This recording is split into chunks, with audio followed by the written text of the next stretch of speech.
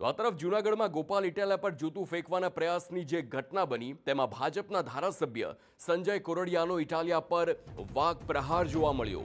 જૂતું ફેંકવાની શરૂઆત જ ગોપાલ ઇટાલિયાએ કરી તેમ કોરડિયા જણાવી રહ્યા છે। તેમની રાજકીય કારકિર્દીની શરૂઆત જ જૂતું ફેંકવાથી થઈ છે।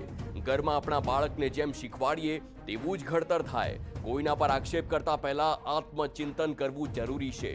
પહેલા આપના કાર્યકરોને પૂછો કે તેમાંથી કોણ છે નારાજ। અમે કામ કરનારા લોકો જૂતું ફેંકી જૂતું બગાડવા પ્રયાસ નથી કરતા। સાથે જ માળિયા હાટીનાની સભામાં ગોપાલ ઇટાલિયા પર જૂતું ફેંકવાનો પ્રયાસ થયો હતો। રાજકીય ઇશારે કાર્ય થયાનો ગોપાલ ઇટાલિયાએ આક્ષેપ કર્યો હતો। ગોપાલભાઈ, આ જૂતું ફેંકવાની શરૂઆત કોને કરી હતી અને કોના ઈશારે કરી હતી એ આપણે બતાવવું જોઈએ। આપણી રાજકીય કારકિર્દી આ જૂતું ફેંકવાથી જ શરૂ થઈ છે। અમે કામ કરવાવાળા લોકો છીએ। તમારી પાસે જૂતું ફેંકવા, અમારું જૂતું બગાડવાના કોશિશ અમે નથી કરતા। એટલે બહુ ધ્યાન રાખી, અને કોઈ પણ વસ્તુ છે ને એની શરૂઆત આપણાથી જ થતી હોય છે।